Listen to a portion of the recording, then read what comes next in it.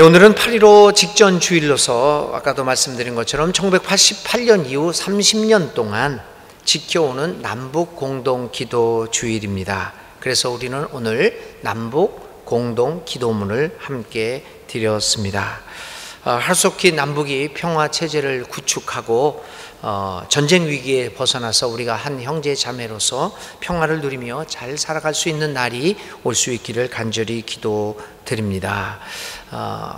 남북의 화해와 평화와 통일은 이 시대에 하나님께서 한국 교회에게 주신 시대적인 사명이고 과제가 아닐 수 없습니다. 그래서 오늘도 우리는 하나님께 남북의 화해와 평화와 통일을 위하여 간절하게 기도를 드리는 것입니다.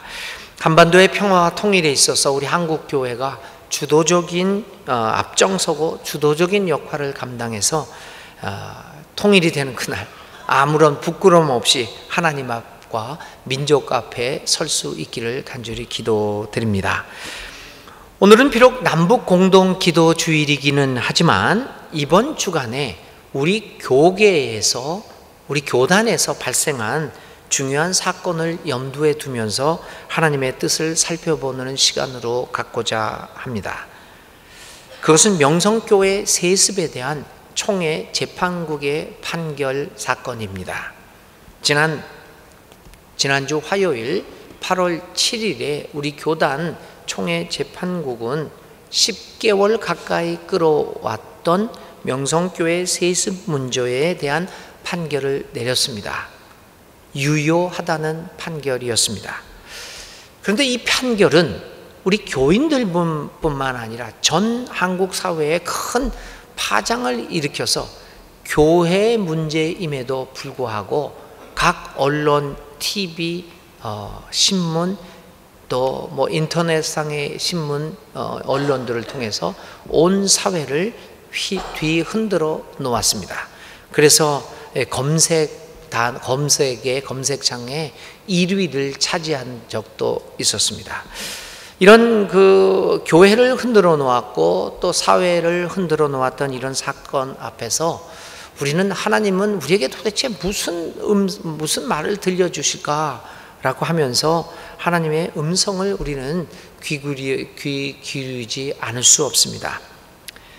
성경 말씀은 그 말씀 자체로 받아들여야 합니다. 성경은 우리의 시대와 지역을 초월하는 불변의 음성으로 우리는 받아들여야 합니다. 성경 자체를 성경 말씀, 불변의 진리로 받아들여져야 한다는 말씀이지요.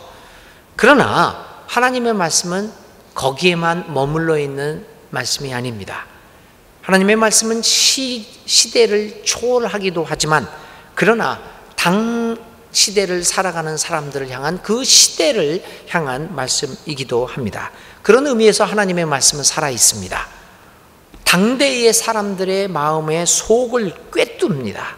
당대의 사람들의 혼과 영을 갈라내고 관절과 골수를 갈라내고 이 당대의 사람들의 마음의 숨은 생각과 의도를 밝혀내는 것이 하나님의 말씀입니다. 그래서 오늘 우리의 하나님의 말씀을 통하여 이 당대를 살아가고 있는 오늘 우리들에게 이 명성교회의 세습 판결, 유효 판결을 통해서 우리가 하나님의 어떤 음성을 들을 수 있는가라고 하는 것을 오늘의 본문을 통하여 살펴보려고 합니다. 오늘 읽은 본문의 말씀은 이사야서입니다. 이사야는 그냥 예언만 하던 예언자가 아니라 왕들의 행적을 기록했던 역사가이기도 합니다. 이사야라고 하는 예언자는 당시에 정치 상황과 경제와 국제 관계의 핵심을 뚫어보고 있는 아주 박식한 사람이었습니다. 그는 여러 가지 박해에도 불구하고 이러한 경제, 사회 또 이 국제관의 문제점들을 정확히 지적해내고 정확히 비판하는 동시에 대안을 제시했던 예언자로 알려져 있습니다. 이사야는 예루살렘과 유다를 향하여 하나님의 말씀을 전파하였는데요. 당시 이사야가 살고 있었던 그 시대에는 국제관계가 여러 가지로 기묘하게 얽혀 있던 상황이었습니다. 무엇보다도 강대국 아시리아라고 하는 나라가 서방 정책을, 확장 정책을 실시하면서 북이스라엘과 남유다를 아주 위협하고 있는 그러한 상황이었습니다. 아시리아는 점점 제국적으로 팽창이 되고, 그래서 나중에는 이제 북이스라엘을 멸망시키고 예루살렘 성까지도 함락시키고 남유다를 속국으로 만들어내기도 합니다. 이렇게 이 아시리아가 계속 공격을 하고 위협을 하자 남유다와 북이스라엘은 어떻게 했습니까? 아시리아의 비유를 맞추기 위하여 여호와의 종교를 버리고 바알의 종교를 채택하기까지 하는 이 배교 행위도 서슴지 않았습니다. 그 이유는 뭐냐?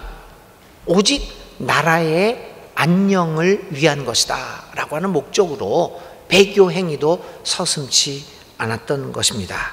이러한 격동의 시기에 사역자로 세워진 예언자 이사야는 남유다와 북이스라엘의 죄악을 고발하며 하나님의 경고를 이렇게 외쳤던 예언자 중에 하나입니다. 물론 이사야는 회개하고 돌아오면 하나님의 돌보심이 있을 것이라고 하는 희망의 메시지도 전했던 예언자였습니다.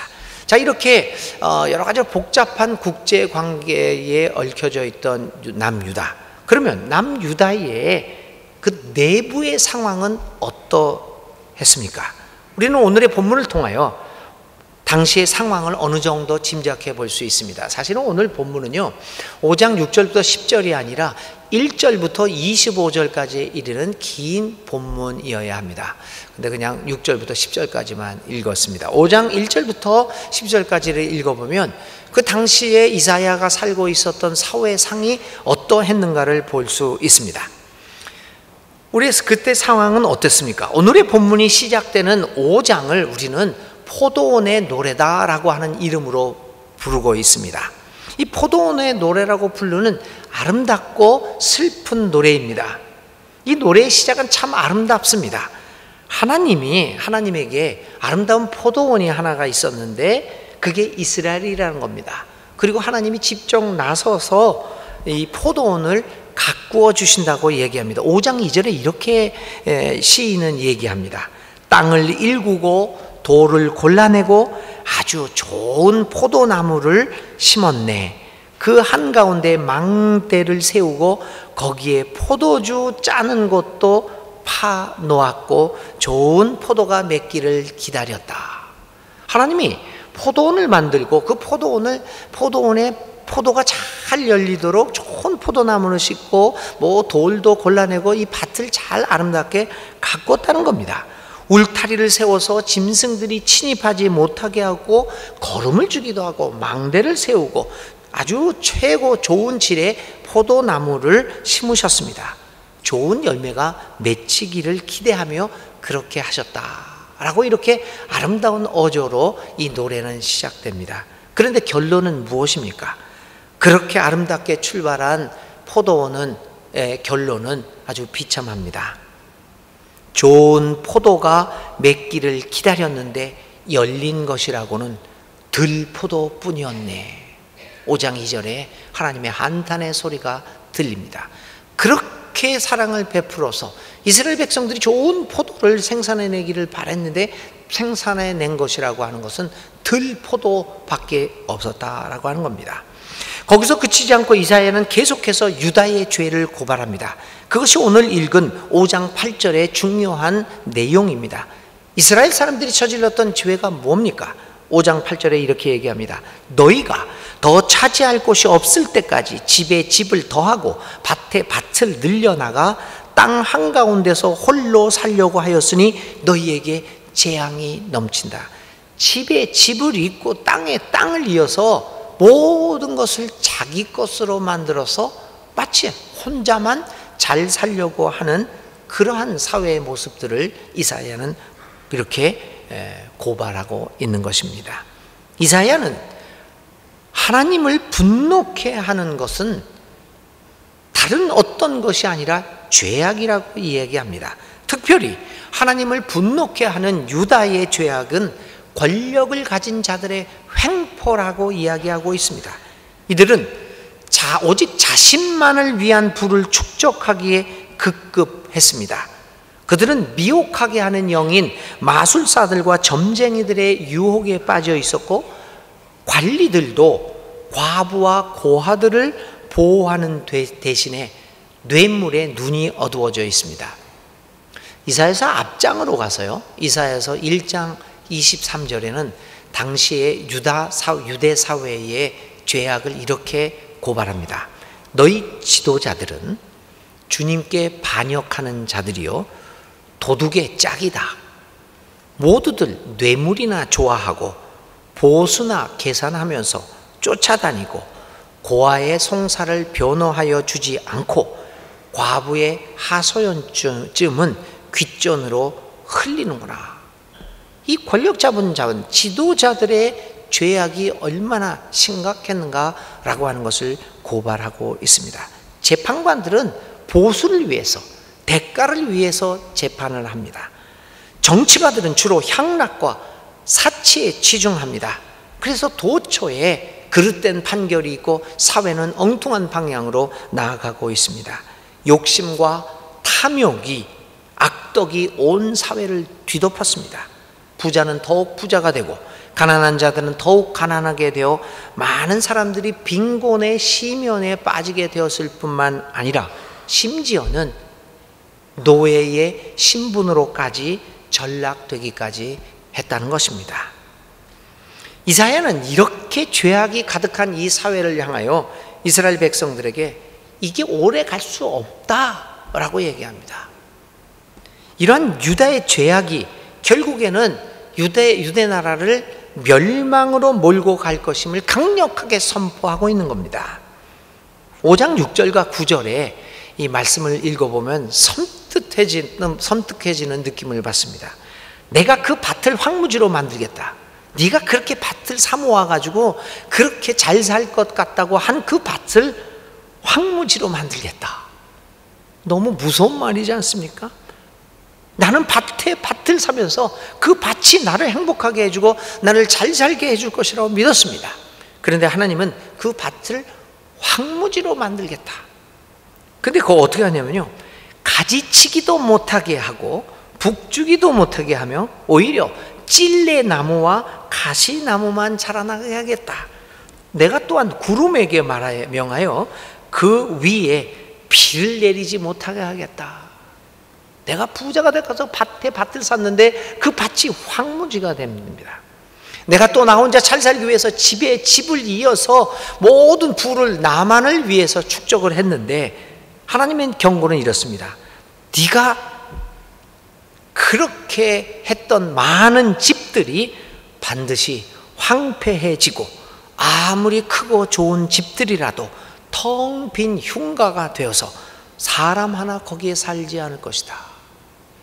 나를 잘 살게 해줄 것이라고 믿었던 그것들이 하나님이 황무지가 되게 하고 텅 빈 흉가로 만들겠다라고 하는 경고를 한 겁니다. 실제로 북이스라엘은 기원전 722년에 아시리아에 의해서 처참하게 멸망을 당합니다. 그래서 그들이 살던 땅은 황무지가 되었고 그 크고 좋은 집들은 실제로 빈 흉가가 되었습니다. 남유다는 어떻게 됐습니까? 남유다는 그 당시에 멸망은 안 당하였지만 기원전 701년에 아시리아의 산헤립이라는 사람이 침공을 하게 됩니다. 그래서 유다 전역이 완전히 황폐하게 됩니다. 전쟁의 피해로. 그리고 예루살렘이 포위되어서 당시의 왕이었던 히스기야는 세장에 갇힌 세의 신세가 되었고, 그리고 남유다는 그 후부터는 아시리아의 속국이 되어서 말할 수 없는 양의 수많은 양의 금과 은을 조공물로 바치게 되는 그러한 수치를 당하게 됩니다. 실제로 이제 그런 하나님의 경고가 이루어지게 되었던 거죠. 결국 북이스라엘과 남유다를 황폐케 만들고 빈 흉가로 만든 것은 경제력과 군사력의 약화가 아니라 부정과 부패, 하나님을 배반한 죄악으로 인한 것이었습니다. 교우 여러분, 우리를 멸망하게 하는 것은, 우리 사회를, 우리 교회를, 내 자신을 멸망하게 하는 것은 힘의 약화가 아닙니다. 돈이 많지 않은 것을 너무 그렇게 두려워하지 마십시오. 그거 가지고 망하지 않습니다. 내가 권력이 별로 없는 것, 뭐 그렇게 신경 쓰지 마십시오. 권력이 없다고 우리들이 망하지 않습니다.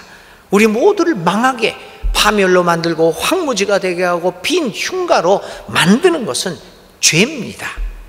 성경에서 남유다와 북이스라엘의 멸망의 이야기를 읽으면서 우리는 오늘 개인과 우리 사회와 우리 교회를 뒤덮고 있는 죄악에 대하여 철저하게 회개해야 합니다. 우리가 얼마나 많은 죄악에 쌓여서 죄악을 저지르며 살아가고 있는지에 대한 철저한 인식과 더불어서 통렬한 회개가 있어야 합니다. 그래야 우리의 삶이 파멸되지 않습니다. 오늘 우리들의 삶은 어떠합니까? 수천 년 전 예언자 이사야가 고발했던 그 당시의 죄악된 사회와 오늘 우리가 살아가는 사회가 다른 점이 있습니까? 우리는 당시의 사람들과 전혀 다른 삶을 살아가고 있습니까? 오늘 우리 사회에는 집과 집을 잇고 밭과 밭을 이어서 재산을 독점하고 혼자서만 살겠다는 모습을 보이고 있지는 않습니까? 오늘 우리 사회는 뇌물을 받고 재판을 그르게 하고 있지는 않습니까? 가난하고 약한 사람들을 함부로 대하고 마치 천한 사람처럼 취급하는 그러한 사회적 풍토가 있는 것은 아닙니까? 이런 질문 앞에 그렇지 않다라고 하는 확실한 답변을 할 수 없는 우리들의 모습을 보면서 주님의 말씀 앞에 부끄러워지지 않을 수 없습니다. 아니, 일반 사회는 그만두더라도 이 질문 앞에 우리 교회와 우리 믿는 사람들이 자신 있게, 우리는 이사야가 고발했던 그 삶과는 전혀 다른 삶을 살고 있다고 우리가 자신 있게 교회와 믿는 자들이 답변할 수 있겠습니까? 권력의 우상과 돈의 우상 앞에 우리는 무릎을 꿇지 않았다고 우리 교회가 자신 있게 말할 수 있겠습니까? 어쩌면 우리 모두는 욕망의 사슬에 묶인 채 욕망의 신에 의해 지배를 당하며 살아가는 이사야의 시대보다 더 암울한 시대를 살아가고 있는지 모릅니다. 교회도 어느덧 권력과 돈의 힘 앞에 이미 무릎을 꿇은 것은 아닌가라고 하는 깊은 의문을 갖게 됩니다. 1938년 9월 평양 서문박 교회에서 우리 대한예수교 장로회 제27차 총회가 개최됩니다. 그리고 9월 10일 1938년 9월 10일 제27차 총회가 하나의 결의를 하게 됩니다. 이게 그 당시 1938년 우리 27차 총회의 의사록입니다. 이 의사록에는 이렇게 기록되어 있습니다. 아등은 신사는 종교가 아니고 기독교의 교리에 위반하지 않는 본의를 이해하고 신사 참배가 애국적 국가 의식임을 자각하며 또 이에 신사 참배를 솔선 여행하고 속히 국민정신 총동원에 참가하여 비상시국하에서 총후 황국 신민으로서의 적성을 다하기로 함. 조선예수교 장로회 총회장 홍택기, 이렇게 기록되어 있습니다. 바로 저것이 신사, 다시 한번 보여주세요. 예, 바로 이게 신사 참배 결의를 한 회의록입니다. 9월 10일이었습니다. 그런데 80년이 딱 지난 금년 9월 10일부터 우리 가까운 익산에서 저희 교단 103회 총회가 열립니다. 신사 참배 가결 80주년의 해에 맞이하는 총회고, 하필이면 그 신사 참배를 결의한 9월 10일 날 이번 80년이 흐른 103회 총회가 시작됩니다. 이게 우연이라고 할 수 없을 만큼 참 묘합니다. 과연 이번 9월 10일 80년 전 신사 참배를 결의했던 그 날에 시작되는 이번 103회 총회에서 우리 교회가 어떤 통렬한 회개를 할 것인가에 우리는 주목하지 않을 수 없습니다. 신사참배 가결 당시 이를 적극적으로 반대했던 목사들, 주기철, 이기선, 김선두 목사 등은 모두 구속됐고 총회에 의해서 면직을 당하는 수모를 당합니다. 이 신사참배를 결의한 총회는 회의를 정회를 하고 정호의 부회장 김길창의 안내로 총회 임원들과 노회장 23명이 총회를 대표하여 회의를 그만두고 평양 신사로 달려가 참배를 합니다. 근데 그 당시 신사 참배를 가결한 이들의 이유는 무엇이었을까요? 그들은 한결같이 이렇게 말합니다. 신사 참배를 한 결의는, 그 이유는 교회를 지켜나가기 위한 불가결한 선택이었다라고 말을 합니다. 교회의 안정과 발전을 위해서는 이런 그 상황에서 이런 선택을 할 수밖에 없었다라고 변명을 합니다. 거기다 더 나아가서 그 선택이 없었다면 오늘 한국교회의 발전은 없었을 것이고, 따라서 신사참배를 결의한 우리들이 오늘 한국교회 성장의 근본적인 요인을 제공한 공헌을 했다라고까지 이야기를 합니다. 참으로 부끄러운 일이 아닐 수 없습니다. 그 일을 우리는 80년 전에 하나님의 이름으로, 그리고 교회의 안정과 변형이란 교회를 유지하기 위한 이름으로 행했습니다. 신사참배는 교회가 권력에게 무릎을 꿇은 사건입니다. 그런데 신사참배를 결의한 지 꼭 80주년이 되는 올해 2018년 8월 7일 우리 교단 대한예수교 장로회 통합총회 재판국은 또다시 부끄러운 결의를 하게 됩니다. 그것은 명성교회 불법적인 세습을 유효하다고 판결한 것입니다. 우리 총회 헌법 26조 6항은 명백하게 세습을 금지합니다. 교회에서 사임, 사직 또는 은퇴하는 위임, 담임 목사, 배우자 및 직계 비속과 직계 비속 배우자는 후임으로 청빙할 수 없고, 또한 해당 교회 시무장로의 배우자 및 직계 비속과 그 직계 비속의 배우자도 청빙할 수 없다. 이게 헌법 28조 6항입니다. 그런데도 헌법을 무시하고 명성교회의 세습을 유효하다고 판결한 것입니다. 왜 했을까요? 80년 전 1938년에 결의가 권력에 굴종한 것이라고 한다면 80년 후 2018년 8월 7일의 판결은 돈의 힘에 굴종한 사건이라는 의미를 갖습니다. 2018년 8월 7일 판결은 한국교회가 돈의 우상에게 무릎을 꿇은 사건이었다고 해석이 가능한 일이었습니다. 한국교회가 권력에도 무릎을 꿇었을 뿐만 아니라 돈에게도 무릎을 꿇는 치욕적인 역사를 만들어냈습니다. 이번 9월 10일 날 개최되는 103회 총회의 캐치프레이즈, 그러니까 표가 뭔지 아십니까? 이번 9월 10일부터 개혁하는 교회, 민족의 희망입니다. 절로 얼굴에 썩은 미소가 나오게 하는 표가 아닐 수 없습니다. 개혁하는 교회, 민족의 희망. 권력에 무릎 꿇고 돈에 무릎을 꿇는 교회가 개혁하는 교회일까요? 권력에 무릎 꿇고 돈에 무릎 꿇는 교회가 과연 민족의 희망이 될 수 있을까요? 오늘 우리는 신사참배 80주년과 세습 유효 판결을 기억하면서 하나님 앞에 권력과 돈에 무릎을 꿇은 그 교회뿐만 아니라 우리 모두의 모습을 철저하게 돌아보고 회개해야 합니다. 세습 문제에서 드러나는 명성교회의 그 추한 모습이 그 교회만의 문제일까요? 그렇지 않습니다. 오늘 우리들 사이에서 있는 이 욕망의 실체, 그것을 드러내는 사건이 이 명성교회 사건입니다. 이 한국교회에서 교회 세습이 문제가 되기 시작한 것은, 사회 문제가 되기 시작한 것은 30년 전, 20년 전이죠. 1997년 서울의 충현교회 사건 때부터입니다. 그러니까 아버지가 자기 사위한테 물려주죠. 그래서 이제 세습 문제가 사회 문제화 되었습니다. 그런데 1997년에 처음으로 세습이 시작된 게 아닙니다. 기록에 의하면 우리 장로교에서 최초로 기록에 의하면요, 세습이 이루어진 것은 1973년도의 일입니다.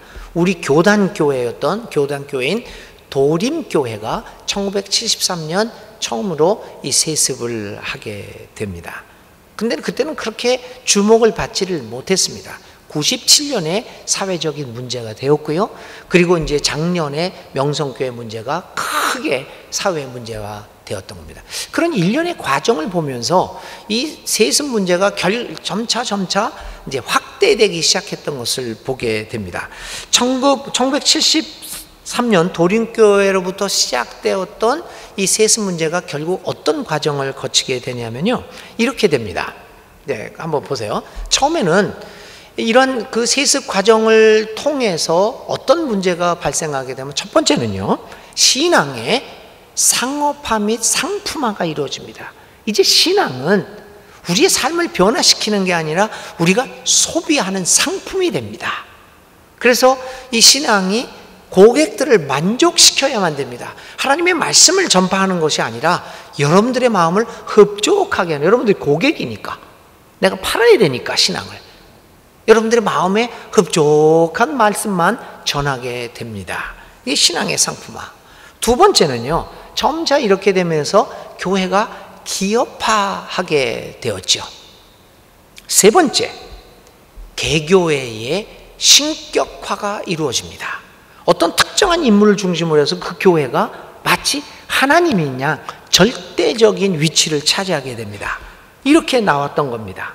그래서 명성교회가 왜 이렇게 됐냐? 복음이 상품화되었고 교회가 기업이 되었고, 그리고 그 기업은 신적인 권위를 가진 교회가, 그 단체가 되었던 겁니다. 이렇게 함으로써 이제 세습 문제가 발생하게 되었고, 그 세습 문제는 굉장한 우리의 신앙의 본질을 흔들어 놓는 사건으로 발전하게 되었죠. 여러분, 80년 전 신사 참배를 결정했던 사람들의 변명이 무엇이었습니까? 교회의 안정과 유지였습니다. 그것처럼 똑같이 오늘 80년 후 세습을 결정하는 사람들의 변명도 똑같습니다. 교회의 안정과 발전입니다. 교회 여러분, 교회의 목적이 마치 기업의 목적인, 이 기업의 목적이 이익 창출인 것처럼 교회의 목적이 유지와 안정과 번영이 되어서는 안 됩니다. 벌써 교회의 안정과 번영이 교회의 목적이다라고 생각하는 것은 이 교회를 이미 기업으로 생각하고 있다는 겁니다. 교회 자체가 마치 거룩한 것처럼, 하나님인 것처럼 신격화되어서는 안 됩니다. 그래서 교회의 안정과 유지를 위해서 무슨 일도 할 수 있는 것이 아닙니다. 그리고 교회는 하나님 자체가 아닙니다, 여러분. 교회의 주인이신 하나님이 언제든지 세울 수도 폐할 수도 있는 존재입니다. 그런 의미에서 이제 이 명성교회의 세습 문제는 바로 복음의 상품화, 교회의 기업화, 그리고 특정한 인물을 중심으로 하는 개교회의 신격화의 결정판이었기 때문에 오늘 이렇게 큰 사회 문제가 되었던 것입니다. 그래서 우리는 이렇게 명성교회 세습의 문제를 이렇게 반대하고 있는 것입니다. 그런데 여러분, 이 명성교회 사건은 단지 개교회, 그 교회를 반대하는 것만이 아닙니다. 그것은 우리 모두의 내면에 자리 잡고 있는 욕망의 실체를 반대하고 있는 겁니다. 우리는 명성교회 세습만을 반대하는 것이 아니라 오히려 이러한 반대 운동을 통하여 나도 모르게 나의 내면 깊은 곳에 자리 잡고 있는 이 욕망의 모습을 반대하는 것입니다. 우리 교회들은 교회의 크기와 상관없이 권력과 돈의 힘에 무릎을 꿇고 살아가고 있습니다. 슬프게도 오늘 우리 한국교회는 권력과 돈에 굴복해서 여기 이러한 결탁관계들을 보이고 있습니다. 오늘 우리들 마음 깊은 곳에 자리 잡고 있는 욕망의 실체, 교회를 대형화 만들겠다, 또 그 안에 자리 잡고 있는 권력과 돈과 목회자와 교회와 신학대학 그리고 관련 모든 기관들의 이 권력과 돈을 중심으로 결탁되어 있는 이 실체들을 우리는 확실히 보고 통렬히 회개해야 합니다. 정말 교우들에게 이런 말씀 드리는 것 정말 마음 아프지만 우리 교회의 변화와 개혁을 위해서 여러분들도 알 건 알고 개혁운동에 나서야 합니다. 얼마나 권력과 돈을 중심으로 이 교회의 일들이 결탁되어 있는지 참으로 통렬히 회개하지 않을 수 없습니다. 그래서 우리는 오늘 우리들의 실제적인 이 죄악에 가득한 이 모습을 보고 회개하고 거기로부터 돌이켜서 진정한 하나님의 나라, 그리스도의 몸된 교회를 만들어 나가겠다는 결단과 행동 그리고 운동을 일으켜야 합니다. 그렇게 될 때 명성교회 세습 반대 운동은 진정한 의미에서 하나님 나라의 운동이 될 수 있을 것입니다. 80년 전 1938년도에 신사참배를 결의를 합니다. 우리 순천노회도 결의를 합니다. 그런데 신사참배 반대 운동에 앞장섰던 교회가 있었습니다. 순천중앙교회였습니다. 그 당시에 7대 담임 목사로 재직하고 있던 박영희 목사님, 황두현 장로, 우리에게 장학금을 보내주셨던 그 권사님의 아버지 고 김정기 장로 등 많은 적어도 10명, 15명 이상의 교인들이 당시 일제 경찰에 의해 구금되고 처벌을 받고 어떤 사람은 징역형, 어떤 사람은 몇 개월 구류 이런 것들을 통해 당했습니다. 순천중앙교회는 신사참배 결의 그 반대의 중심에 자리 잡고 있었던 교회였습니다. 그런 자랑스러운 역사를 가지고 있는 교회입니다. 권력에 굴복한 교회 앞에서 철저히 회개하면서 반대 운동을 열었던 자랑스러운 우리 교회. 오늘 돈의 힘에 무릎을 꿇고자 하는 한국교회를 향해서 우리 순천중앙교회는 이 역사적인 자랑스러운 역사의 전통 속에서 다시 한번 그래서는 안 된다라고 하는 목소리를 높여야 할 때라고 저는 믿습니다. 그것이 오늘 하나님이 우리를 순천중앙교회로 불러주셨고 이 교회의 교인으로 살아가게 한 부르심인 줄 누가 알겠습니까? 예언자 이사야는 수천 년 전에 죄악 가운데서 아무런 가책도 없이 살아가고 있는 유대를 향하여 회개를 외쳤습니다. 그리고 돌이키지 않는 백성들을 향하여 하나님의 징벌을 외쳤습니다. 오늘도 우리들의 귀에 예언자 이사야를 통한 하나님의 소리가 들려옵니다. 그래서 두렵습니다. 우리 자신을 스스로 정화시키지 못함으로써 주님의 징벌이 내릴까 두렵습니다. 많은 집들이 반드시 황폐해지고 아무리 크고 좋은 집들이라도 텅 빈 흉가가 되어서 사람 하나 거기에 살지 않을 것이다 라고 하는 주님의 경고가 이 아침에 두렵습니다. 그래서 우리는 이 시간 하나님 앞에 기도드리지 않을 수 없습니다. 주여, 우리를 불쌍히 여기셔서 심판의 날이 이르기 전에 회개하고 돌이키게 하소서. 회개의 영이, 돌이킴의 영이 우리 모두에게 임하기를 간절히 기도드립니다.